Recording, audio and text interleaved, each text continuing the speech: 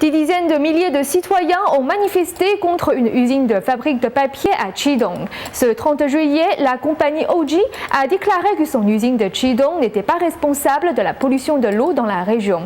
Mais selon un article largement diffusé sur Internet, cette usine rejette des eaux usées depuis janvier 2011, affectant une réserve d'eau potable alimentant les 40 millions d'habitants de la ville de Shanghai. Cette information a choqué les habitants de la région autant que les internautes qui ont appelé à prolonger les manifestations de Qidong. Voici notre dossier interdit du jour.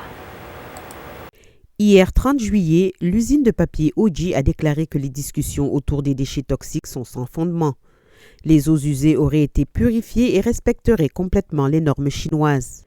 Le week-end dernier, des dizaines de milliers de citoyens de Qidong sont descendus dans la rue pour manifester contre le projet industriel polluant. Ils ont occupé un bâtiment gouvernemental. Le 28 dernier, plus de 20 000 policiers sont entrés dans Qidong. Selon une organisation de protection des droits de l'homme, le mouvement de répression a causé la mort de 3 personnes et plus de 100 manifestants auraient été arrêtés. Sous la pression, les autorités de Nantong ont annoncé la suspension permanente du projet polluant. Mais ni les autorités ni l'usine Oji n'ont donné d'explications sur la façon dont les eaux usées seraient évacuées. Selon le journal japonais Kyodo, Oji a relancé la production le 29 juillet. Cela a soulevé l'inquiétude publique. Selon un article largement diffusé sur Internet, depuis janvier 2011, les eaux usées de la fabrique de papier sont déversées dans le Yangtze et la pollution pourrait s'être étendue dans toute la région du delta du Yangtze. Sur une carte dessinée par un internaute, on voit que l'usine de papier Oji se trouve dans la zone de développement économique de Nantong. Si les eaux usées sont déversées dans le Yangtze, elles doivent affecter un barrage qui fournit de l'eau potable aux 40 millions d'habitants de la ville de Shanghai. Selon Xiao Wenjie, directeur de la Société d'éducation pour l'eau, le plus urgent à faire est de voir si les eaux rejetées de l'usine respectent les normes de qualité. Si les eaux usées ne respectent pas les critères de qualité, cela aura un grand impact sur le Yangtze. La qualité de ces eaux en aval est en train de se dégrader. Un nombre particulièrement grand d'usines polluantes ont été construites dans la région. Si ce n'est pas polluant, pourquoi n'ont-ils pas construit un réseau d'égouts vers l'océan? Ces informations ont soulevé l'inquiétude des internautes de la région en aval du Yangtze. Certains ont critiqué les responsabilités du régime communiste. D'autres ont appelé les habitants à manifester et à suivre l'exemple des habitants de Qidong. Nous devons annuler ce projet plutôt que de le laisser transformer la région en décharge d'eau usée.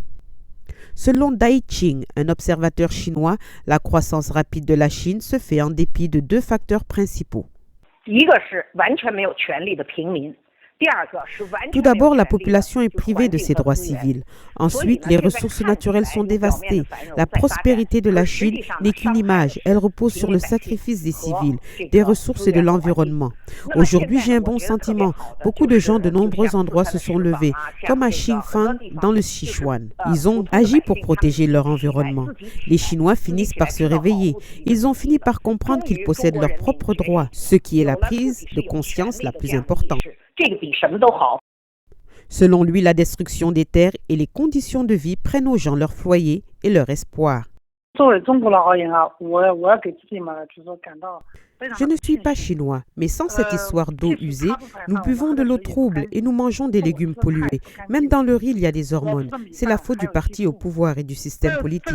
Si ce système n'est pas désintégré, le problème ne sera jamais résolu. La compagnie japonaise Oji a commencé à construire des usines en Chine en 2007. L'usine incriminée peut rejeter 150 000 tonnes d'eau usée par jour. Selon un article d'un internaute, l'usine de papier Oji vient de terminer la première phase de ses projets.